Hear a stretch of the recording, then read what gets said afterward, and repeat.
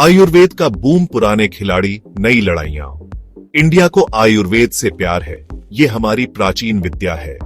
ये natural healing है। सदियों से डाबर जैसे ब्रांड्स आयुर्वेद का दूसरा नाम रहे हैं। ये हमारे घरों में है, हमारी जिंदगी में है। लेकिन फिर आया पतंजलि, एक नया खिलाड़ी, एक योग गुरु के साथ। अचानक से मार्केट बूम हो गया। हर कोई आयुर्वेद का हिस्सा बनना चाहता था। ये उनकी राइवलरी की कहानी है। लेगेसीज, स्ट्रैटेजीज और फिलॉसफीज का क्लैश। कौन जीतेगा इंडियन कंज्यूमर्स का दिल और जेब? इस आयुर्वेदिक वॉर का असली राजा कौन है? चलो पता लगाते हैं। डाबर एक जाना पहचाना नाम है। हम इसके साथ बड़े हुए हैं। 1884 में शुरू हुआ डाबर का इतिहास बहुत पुराना है। इसकी शुरुआत आयुर्वेदिक मेडिसिन से हुई, फिर ये फैला। च्यवनप्राश, हाजमोला, रियल जूसेस, ये तो घर घर में इस्तेमाल होते हैं। डाबर की ताकत इसके लेगेसी में है। ये ट्रस्ट, रिलायबिलिटी देता है। ये वो ब्रांड है जो हमारे दादा दादी यूज करते थे। ये ट्रेडिशनल वैल्यूज दिखाता है। आज भी डाबर मार्केट में एक बड़ी ताकत है। एंटर बाबा रामदेव, एक योग गुरु जिनका एक विजन था। 2006 में उन्होंने पतंजलि लॉन्च किया। उनका मिशन, आयुर्वेद को आम लोगों तक पहुंचाना। पतंजलि बहुत तेजी से बढ़ा। लोगों को इसका स्वदेशी और अफोर्डेबिलिटी का मैसेज पसंद आया। पतंजलि ने बहुत सारे प्रोडक्ट्स ऑफर किए। टूथपेस्ट से लेकर नूडल्स तक सब कुछ था उनके पास। उनकी मार्केटिंग अग्रेसिव थी। बाबा रामदेव खुद प्रोडक्ट्स एंडोर्स करते थे। ये बात लोगों को कनेक्ट करती थी। पतंजलि जल्दी ही एक बड़ी ताकत बन गया। डाबर, जो ऑलरेडी फेमस था, अपने हेरिटेज पर टिका रहा।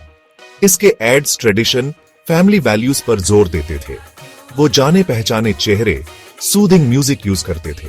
दूसरी तरफ पतंजलि बोल्ड और अनकन्वेंशनल था। बाबा रामदेव का कैरिस्मा उनकी सबसे बड़ी ताकत थी। पतंजलि सीधे नेशनलिस्टिक सेंटिमेंट्स की बात करता था। इसने खुद को फॉरेन ब्रांड्स के ऑल्टरनेटिव के रूप में पेश किया। यह बात लोगों को पसंद आई जो स्वदेशी प्रोडक्ट्स चाहते थे। मार्केटिंग वॉर शुरू हो चुकी थी और यह बहुत तेज थी। सेक्शन 5, भरोसा और ट्रेंड्स, कंफ्यूजन ही कंफ्यूजन। डाबर के पास भरोसे की विरासत है।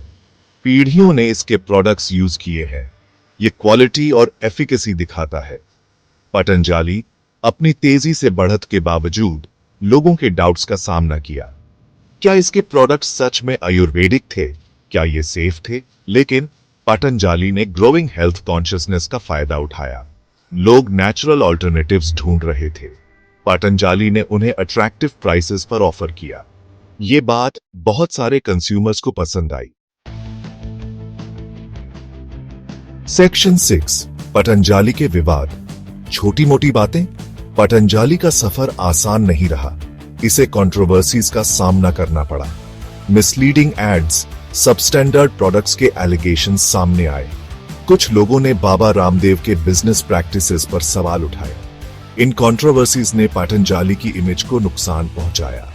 लेकिन पतंजलि ने मुश्किलों का सामना किया। इसने अपनी बात रखी, कंसर्न्स एड्रेस किए। इसने अपना एग्रेसिव एक्सपेंशन जारी रखा।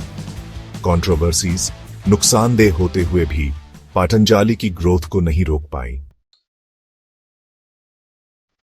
सेक्शन 7, आयुर्वेद से आगे, नए नए बिजनेस। दोनों ब्रांड्स ने सिंगल मार्केट की लिमिटेशंस को समझा। उन्होंने डाइवर्सिफाई किया।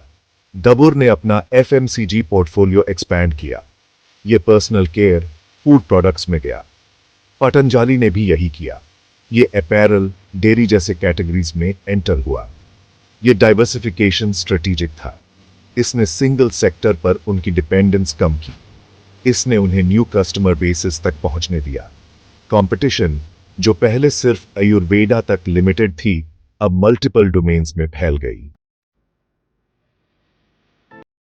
सेक्शन 8, आयुर्वेद का भविष्य, पूरी कहानी। आयुर्वेदिक वॉर अभी खत्म नहीं हुई है। डाबर और पतंजलि दोनों ही बड़ी ताकत हैं।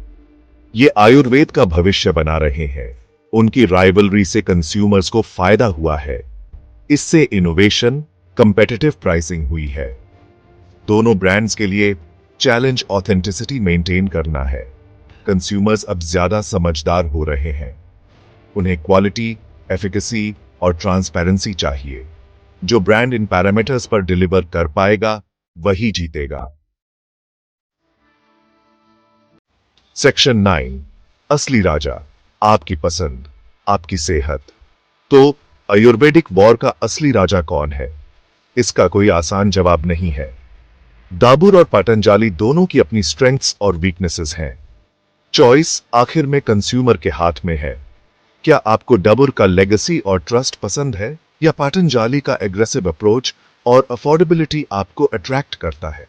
जवाब, मेरे दोस्त, आपके अंदर है। सोच समझकर चूज करो। आपकी हेल्थ इसी पर डिपेंड करती है।